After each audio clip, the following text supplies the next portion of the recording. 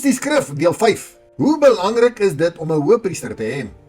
In deel 3 en 4 het ek hier uitgewys dat baie heidense gebruike en gelowe uit die skrif voorkom wat werklik skriftuurlik is en hoe die vyand niks uit homself kan doen nie. Hy moet altyd net koppie van die waarheid af. En met die taktiek word daar twyfel gesaai, want mense in die waarheid wil nie heidense gebruike toepas in hulle geloof nie. En in die 2 studiestukke het ek hier gewys dat seënaanbidding of verering van die seun al in die begin voor die aarde geskape was, duidelik sigbaar is. Dit wil sê die seun Yeshua was reeds daar en die Vader het hom verhef en verhoog en hom bo alles aangestel. Want bokant die lig, dit wil sê bokant Yeshua, is daar niks nie. Dit is hoekom Yeshua kon sê dat hy die heerlikheid gehad het voordat die wêreld was en dat hy van bo is en nie van hierdie wêreld nie. Nou Micha sê Yeshua, hierdie koning se uitgange is uit die voortyd van die dae van die ewigheid. Maar onverstandige mense stel Yeshua gelyk aan 'n mens. Dis belaglik. Vandag gaan ons kyk hoe belangrik dit is om 'n middelaar as hoëpriester te hê. Nou aan die einde van deel 4 het ek Spreuke 8 vers 22 aangehaal waar ons gesien het dat Yeshua reeds daar was van ewigheid af, van die voortyd van die aarde af. Weereens 'n bewys van sy ewige bestaan. Dan vanaf vers 34 sien ons dat die wat na Yeshua sal luister, gelukkig sal wees en dan vers 36, maar hy wat Yeshua mis, benadeel sy eie lewe. Almal wat hom haat, het die dood lief. En dan kom Yeshua in Johannes 6 vers 40 en hy sê, die wat in hom glo, het die ewige lewe. En dit wil sê, hulle sal nie die dood sien nie. Dis die wat na hom nie luister nie, of in hom nie glo, as die een wat al bestaan het, van die voortyd van die wêreld afneem. Hulle het die dood lief. Dit wil sê, hulle sluit 'n verbond met die dood. Nou Yeshua vertel die gelykenis in Matteus 21 van die eienaar van die wingerd wie se seun hulle gedood het. En hy mik hierdie gelykenis op die skrifgeleerders en die fariseërs en hulle antwoord selfs en hulle sê vir hom, die slegte mense, hy sal hulle slegte dood laat sterwe. Hoekom sal hy hulle 'n slegte dood laat sterwe? Want hulle het die hoeksteen verwerp en hulle sal in hulle sonde sterwe. Kan ons hierdie woorde van Yeshua bevestig deur die hand van die profete? Beslis ja. Nou sal ek hier uitwys hoe hierdie valse profete en sy volgelinge wat nie Yeshua erken as die sondeoffer, die tempel en die hoëpriester in hulle sonde sal sterwe. Of met ander woorde, deur hulle siening dat Yeshua net 'n mens was, 'n verbond met die dood sluit en sodoende die hoeksteen van die tempel verwerp. Ons sien die profesie oor Yeshua se dood in Jesaja 52 en 53. Paulus het ons ook in Filippense 2 vanaf vers 6 tot 11 gesê, Yeshua was uitermate verhoog en 'n naam bo al die name gekry. En hier in Jesaja 52 sien ons hoe hierdie knegt, hierdie goddelike wese wat diensbaar geword het as 'n mens, 'n diensknegt, hom gelyk gestel het aan 'n mens om misvormd, geslaan en deurwoord te word vir ons sondes. En hier in Jesaja 53 sien ons duidelik hoe Yeshua baie mense regverdig gemaak het. En let wel hulle skuld, hulle sondes wat hy gedra het. Hy word oor almal weer eens verhoog, omdat hy sy siel uitgestort het in die doderyk, om die magtiges, soos Dawid, Abraham en almal uit die doderyk te kon verlos. En tog het hy hulle sondes gedra.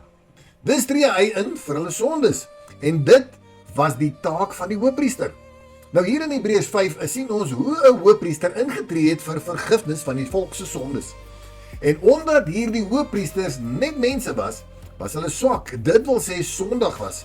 Moes hulle eers vir hulle sondes geoffer het, voordat hulle kon geoffer het vir die volk se sondes. Nou kyk vers 5.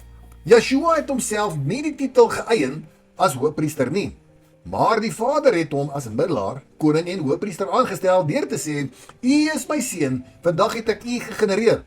Dis dieselfde woorde in Psalm 2, toe die Vader die seun verhef het en as koning gesalf het. So stel die Vader Yeshua aan as hoëpriester hier ook aan. Dit wil sê, die Vader gee ons hierdie middelaar as tempel, hoëpriester, sodat Yeshua ons kan reinig om na die Vader se huis weer te kan gaan. Nou as ons kyk na vers 7, sien ons hoe daar geoffer en gebid was, sodat hulle uit benoudheid uit die doderyk gered kon word. Dis hierdie volk, hierdie kosbare hoeksteen, hierdie hoëpriester nodig om vir hulle in te staan vir hulle sondes voor die Vader. Nou vers 12, moet ons nou al hierdie kennis hê en leraars wees van hierdie eerste beginsels van die begin af. Van die een wat reeds as middelaar vir ons van die begin af gegee was, naamlik die boom van die lewe, wat ons weg en lewe was, wat die Vader vir Adam hulle gegee het om van te eet, dat hulle deur hom sal lewe. Dan kyk vers 13 en 14, baie belangrik, maar die mense besit nie die geestesvermoëns van volwassenes in die woord nie. Hulle is soos babas wat nog melk drink. As jy nou mooi daaraan dink, hulle is soos baie van die kerke wat net met water gedoop was. Dit wil sê, dis die baba doop met die water. Hulle is steeds nie groot gedoop nie en hulle is nog steeds op melk. En omdat hy nie die geestesvermoë het, is hy onervare in Jahwe se woord. Hy sien nie die geestelike aspek van die wet en die offers nie en sien nie hoe belangrik die ampt van die hoëpriester is nie. Nou wat gebeur nou as jy nog kinderlik, onervare is en jy verwerp die hoeksteen, die middelaar, die hoëpriester wat vir jou sondes moet instaan? Kom ons gaan kyk na die profete in die Ou Testament, want soos julle weet verwerp hierdie valse profete ons byna die hele Nuwe Testament. Nou ons het hierbo in Hebreërs 5 gesien dat volwassenes 'n vaste spys moet eet ten opsigte van die hoëpriester, wat vir ons sondes intree. Nou kom ons kyk nou mooi hoe pas Jesaja 28 hierin. Vers 9, vir wie wil hy dan die kennis leer? En vir wie wil hy die openbaring verstaanbaar maak? Vir die wat van die melk gespeen, wat van die moederborste weggeneem is? Want dit is gebod op gebod, gebod op gebod, reël op reël, reël op reël, hier 'n bietjie, daar 'n bietjie. Ja, hy sal deur lippe wat hakkel en deur 'n vreemde tong met hierdie volk spreek. Jahwe wil hierdie babas, die onervare kinders, vaste spys gee, want hulle moet nou al leraars wees daarvan. Maar nou is hulle nog op melk. Hulle hou vas aan Moshe, dit wil sê die wet. Want dit is Moshe wat hakkel en die volk in die wet moes gegee het. Dit wil sê dit is gebod op gebod, gebod op gebod, reël op reël, reël op reël. Die wet is nie verkeerd nie. Dit is baie belangrik vir kinders. Dit is ons fondasie. Moedersmelk bevat voedingsstowwe wat belangrik is vir 'n baba se groei en breinontwikkeling. Onder andere vetsure, proteïene, vitamiene en ander bioaktiewe stowwe. En dit maak die waarneming oor Jesaja 28 vers 9 interessant. Vir wie wil hy dan die kennis leer? Vir die wat van die melk gespeen, wat van die moedersborste weggeneem is? Die melk op sigself is dus nie negatief nie. 'n Baba behoort melk, die wet te ontvang. Dit is noodsaaklik vir sy ontwikkeling. Die probleem kom wanneer iemand nooit van die melk na vaste voedsel vorder nie. En dit is wat Jahwe wil hê, ons moet insien en leraars daarvan word. Nou Johannes doop met water, dit wil sê bekering van sondes, dit wil sê wetteloosheid. Ja, ons moet weergebore word soos Yeshua sê. Ons moet weer die wet geleer word en die kennis opbou in die wet. Dit is 'n baie belangrike beginsel vir wedergeboorte. Nou drink ons die melk, ons leer die wet en ons kry kennis in die wet. Soos die skrifgeleerders en die fariseërs, en so was Paulus ook, voordat hy met die lig gedoop was.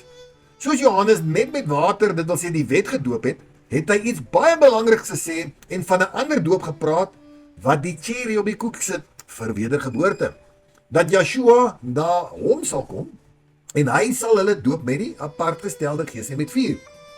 Dit wil sê, die geestesvermoë om die geestelike aspek van die wet te kan sien.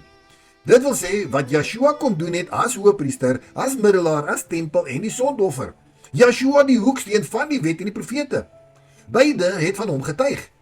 Die met die geestesvermoëns kyk nie soos die skrifgeleerders en die fariseërs net teen die letter van die wet vas nie. Hulle is op vaste spys. Hulle is ervare en is leraars. Hulle is nie kinders nie. Maar die onervare kinders bly op die melk. Hulle wil nie Yeshua sien of na hom luister nie. Dan vers 12. Hy bring die rus, dis die verlossing uit die doderyk. Maar hulle verwerp sy woorde en hulle wil nie na hom luister nie. Dan vers 13. Daarom sal die woord van Jahwe vir hulle wees, gebod op gebod, gebod op gebod, reël op reël, reël op reël. Dit wil sê wet op wet. Hier 'n bietjie, daar 'n bietjie, sodat hulle kan heen gaan en agteruit struikel en verbreek en verstrik en gevang word. Dit sal wet op wet vir hulle wees, want hulle verwerp Yeshua, die hoeksteen, die hoëpriester wat vir hulle sondes instaan. En kyk mooi, omdat hulle nou net op die wet vertrou, gebod op gebod en reël op reël, sal hulle heen gaan en agteruit struikel en verbreek en verstrik en gevang word. Want hulle het vandag nie meer 'n hoëpriester wat vir hulle instaan nie. En Yeshua sê vir hulle dat hy nie vir hulle sal aankla nie, maar Moses, dit wil sê die wet, sal hulle aankla. Want hulle het hulle beroep op gebod, reël op wet het hulle self beroep. So waar is julle hoëpriester nou wat elke jaar vir julle sondes moet intree? So kom ons gaan kyk na Jesaja 28 vers 14. Daarom hoor die woord van Jahwe, julle spotters, heersers oor hierdie volk wat in Jerusalem is. Ja, ek moet sê, deesdae is daar heersers wat spotters is van Yeshua se woord, wat spot oor die woord in die vlees en sy verbondsmaal, maar ja. Vers 15. Omdat julle sê, ons het 'n verbond met die dood gesluit en met die doderyk het ons 'n verdrag aangegaan. As die golwende gees sal deurtrek, sal hy na ons nie kom nie, want ons het die leuen ons skuilplek gemaak en ons in bedrog weggesteek. Nou hierdie spotters verag Yeshua se sondoffer, die hoëpriester wat vir ons sondes instaan en spot met die bloed van Yeshua en sy verbondsmaal. Dis verag hulle hom as die weg, die waarheid en die lewe. En hulle hang nou die teenoorgestelde een aan, die leuen, en hulle maak die leuen hulle skuilplek. Dit wil sê, Satan, die doderyk. Hulle sluit 'n verbond met die dood. Nou as Yeshua deur die doderyk trek, die golwende gesel, sal hy na hulle nie kom nie. Hoekom nie? Want hulle het 'n verbond met die dood aangegaan. Nie die verbond van die lewe aangeneem nie, in sy bloed nie. Hulle het nie van die boom van die lewe geëet nie, maar van die leuen. Nou vers 16. Daarom so spreek die meester Jahwe. Kyk, ek lê in Sion 'n grondsteen, 'n beproefde steen, 'n kosbare hoeksteen wat vasgegrondves is. Hy wat glo, sal nie haastig wees nie. En ek sal die reg tot 'n riglyn maak en die geregtigheid tot 'n skietploot. En die haal sal die leendak wegruk en die water die skuilplek wegspoel. En hulle verbond met die dood sal uitgewis word en hulle verdrag met die doderyk nie standhou nie. As die golwende gesel deurtrek, sal julle deur hom vertrap word. Die wat hierdie kosbare hoeksteen aangryp en in hom glo, het die hoëpriester in hulle midde, wat vir hulle intree en so sal hulle lewe. Maar die ander sal deur Yeshua vertrap word, soos hier in vers 18. Nou Yeshua sê ook in Lukas, die volgende in Lukas 19 vers 27. Maar daardie vyande van my wat nie wou hê dat ek 'n koning oor hulle sou wees nie, bring hulle hier en slaan hulle voor my dood. Wil jy werklik die hoeksteen verwerp en op die wet vertrou vir jou redding? Hebreërs 10 vers 28. As iemand die wet van Moshe verwerp het, sterf hy sonder ontferming op die getuienis van 2 of 3. Hoeveel swaarder straf dink julle sal hy verdien wat die seun van Elohim vertrap het en die bloed van die testament waardeur hy geheilig is, onrein geag en die gees van genade gesmaad het? Hierdie mense spot met Yeshua se verbondsmaal, met die beker en met sy vlees. Hulle spot daarmee, hulle vertrap die bloed van hierdie verbond waardeur hy ons geheilig het en hulle verklaar dit as onrein. So wat sal dan gebeur? Vreeslik is dit om te val in die hande van die lewende Elohim. Wil jy regtig in die hande van die lewende Elohim val? Gaan jy steeds aan die lippe hang van die spotters oor Yeshua se dood en sy bloed? Kan jy jou afkeer van sulke leraars en net een herder en een rabbi aanstel, naamlik Yeshua, dat jy kan lewe van elke woord wat uit sy mond gegaan het? Indien wel, het jy die hoeksteen en jy is uit hierdie towerspel van jou leraar. Maar hierdie leraars wat die volk eers mooi opgebou het met die melk wat nou die vaste spys verwerp, julle sluit 'n verbond met die dood. Jahwe sê, hy sal ons verstrooi in die agterhoeke van die aarde en let wel, dan sal hy vir ons onder die volke waar ons vandag is, 'n heiligdom, 'n tempel word. 70 jaar na Yeshua is die tempel en die priesterdom verbreek en die volk is verstrooi in die hele wêreld. Waar is ons tempel, ons hoëpriester en ons offersisteem nou vandag om vir ons vergifnis van sondes te gee? Wie tree nou vir ons in vir ons sondes? Yeshua sê, hy is die tempel en waar 2 en meer in sy naam vergader, is hy in ons midde. Dit wil sê, die offersisteem is in ons midde. Hy staan in vir ons. Hy is die volmaakte hoëpriester, die tempel en die offerlam. Ons aanbid die Vader nou in gees en in waarheid, soos in Johannes 4. Want die offerwette is nou geestelik. Deur Yeshua, die vaste spys, die geestesvermoëns waaroor ons nou moet beskik en nie die letter van die wet nie. Yeshua het die letter van die wet nou lewendig gemaak, dat ons steeds hierdie vergifnissysteem onder ons sal hê onder die nasies waarin ons verstrooi is, om sodoende steeds die vergifnis van sondes te kan kry. Maar nou verwerp mense hom as die tempel, die hoëpriester en die offerlam vir ons sondes, en so sluit hulle 'n verbond met die dood en moet die wet tot op die letter hou, want dit is gebod op gebod, reël op reël. Want as hulle nie die wet 100% kan onderhou nie en in een opsig struikel, het hulle aan almal skuldig geword. Dus het hulle vandag nie iemand wat vir hulle sondes intree nie, en hulle sluit sodoende 'n verbond met die dood, omdat hulle die hoeksteen verwerp het. Dus sal hulle in hulle sonde sterwe, en Yeshua sal hulle nie opwek in die laaste dag nie. Reeds in die eerste hoofstuk van Jesaja word daar geprofeteer van Yeshua hoe hy ons sondes gaan wegneem. Die wat gaan luister sal lewe en van die goeie van die land eet. Dit wil sê, sal die ewige lewe beerwe. Dus wees gewaarsku, o spotters van Israel, keer terug, klim van jou troon af, word nederig en betoon berou, sodat die lankmoedige en genadige Elohim jou kan vergewe en jou verbond met die dood kan uitwis. Daar is nog tyd. Moet nie die genade tydperk mis nie en dat deur hom vertrap word nie. Jy is gewaarsku. Hoe belangrik is dit om Yeshua as hoëpriester te hê? So wat het ons in hierdie studiestuk gesien? Die aardse hoëpriester moes jaar na jaar vir sy eie sondes en vir die sondes van die volk ingetree het. Die bloed van stiere en bokke, hulle kon nie die sondes egter finaal weggeneem het nie. Yeshua het daarteen eenmaal met sy eie bloed ingetree en 'n ewige verlossing bewerk. Hy is ons hoëpriester, middelaar, tempel, offerlam en die kosbare hoeksteen. Hebreërs 5 van 1 tot 6, Hebreërs 9 vers 11 tot 12 en Hebreërs 10 vers 11 tot 14.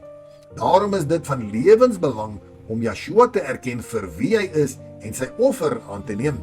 Want as ons die hoeksteen verwerp en sy bloed gering ag, wie tree dan vir ons sondes in? Jesaja 28 vers 15 verklaar vir ons en hy waarsku ons het 'n verbond met die dood gesluit en met die doodryk het ons 'n verdrag aangegaan. Maar die Vader sê in vers 16, kyk, ek lê in Sion 'n grondsteen, 'n beproefde steen, 'n kosbare hoeksteen. Die keuse is dus duidelik, die kosbare hoeksteen aangryp en lewe, of hom verwerp en sonder die hoëpriester staan wat vir ons intree. Die wet is nie sleg nie, dit is ons fundament en ons leer wat sonde is. Maar vaste spys is om die geestelike betekenis te verstaan en Yeshua te erken in dit waarvan die wet en die profete getuig het. Ons moet nie by die gebod op gebod, reël op reël bly sonder om die een te sien na wie dit alles verwys nie. Yeshua sê in Johannes 6 vers 40, elkeen wat die Seun aanskou en in hom glo, sal die ewige lewe hê en ek sal hom opwek in die laaste dag. Hy is die tempel, Johannes 2 vers 19 tot 21. En waar 2 en 3 in sy naam vergader is hy in ons midde, Matteus 18 vers 20. Ons het dus nie 'n aardse hoëpriester en 'n aardse offer nodig om jaar na jaar herhaal te word nie. Ons het Yeshua. Daarom moenie die hoeksteen verwerp nie, moenie sy bloed gering ag nie, moenie die hoëpriester verwerp wat vir jou intree nie. Gaan van melk na vaste spys. Laat die Gees jou oë oopmaak om Yeshua in die woord te sien. Daar is nog tyd om terug te keer. Bekeer jou, glo in die Seun en gryp die kosbare hoeksteen aan. Laat die wat oor het om te hoor, hoor, en laat die wat oë het om te sien, sien. In deel 6 gaan ons in diepte kyk na die wedergeboorte, die vleeslike en die geestelike kant van die wet, en wat dit beteken om met die Heilige Gees gedoop te word. Bly asseblief ingeskakel en volg Pausebox Ministries om kennisgewings van die volgende video's te ontvang. Indien jy graag deel van ons WhatsApp groep wil wees, kontak my gerus. Hier volg 'n lied wat ek saamgestel het oor die golwende gesel Yeshua se rol as hoëpriester wat vir ons volk se sondes intree. Luister gerus na die woorde. Mag jy 'n geseënde dag hê. Shalom.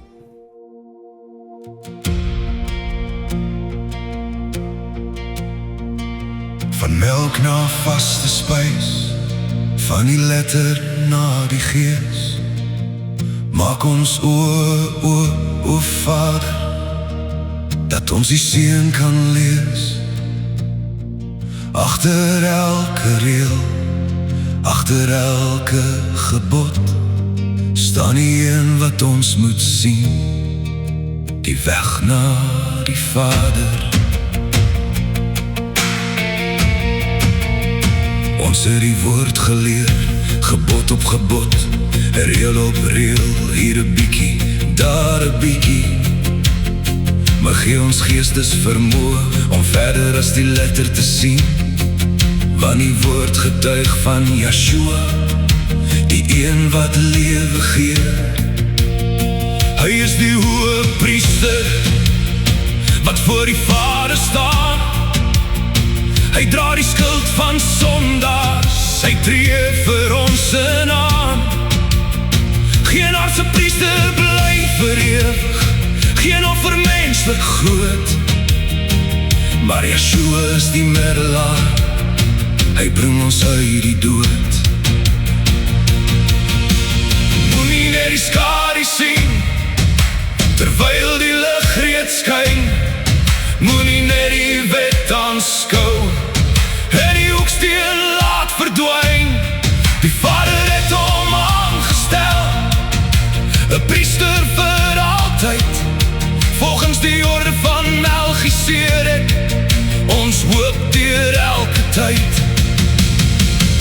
As die golvende geesel deurtrek, sal hy na jou nie kom nie. As jy 'n verbond met die dood gemaak het en die lewe nie wil hê nie, mag gryp die kosbare hoeksteen, glo in hom en jy sal staan. Yeshua, ons hoëpriester, hy tree vir ons sondes in. Hy is die weg, die waarheid, hy is die lewe wat ons vind. Kyk verby gebod op gebod en sien die seën daarin. Ons het 'n verbond met die dood, met die doderyke verdrag. Maar die leenskuilplek sal verkrummel wanneer Jahwe se waarheid wag. Die hals sal die leendak breek, die water spoel dit weg, want niemand kan homself verberg wanneer Jahwe oordeel spreek. Maar in Sion lê 'n hoeksteen, beproef en kosbaar vas. Wie op hom vertrou sal nie beskaam word, want sy woord is waarheid, Jahwe. Die bouers het hom verwerp, maar die steen het opgestaan. Wat hulle as verwerplik beskou, het die hoeksteen geword van Elohim se plan. Wie die seën aanskou en glo, sal die ewige lewe hê, en ek sal hom opwek in die laaste dag, het U gesê. O Yeshua, ons hoop is in U, ons lewe is in U hand. U bloed is die verbond van lewe, U bring ons terug na die land. As die golvende geesel deurtrek, sal hy na jou nie kom nie. As jy 'n verbond met die dood gemaak het en die lewe nie wil hê nie, maar gryp die kosbare hoeksteen, glo in hom en jy sal staan. Yeshua, ons hoëpriester, hy tree vir ons sondes in. Hy is die weg, die waarheid, hy is die lewe wat ons vind. Kyk verby gebod op gebod en sien die seën daarin. Vreeslik is dit om te val in die hande van die lewende Elohim, maar daar is nog genade, daar is nog hoop deur, daar is nog tyd om terug te keer, daar is nog lewe in die seën. Word wakker, o Israel, word wakker en kyk, die hoeksteen staan voor jou.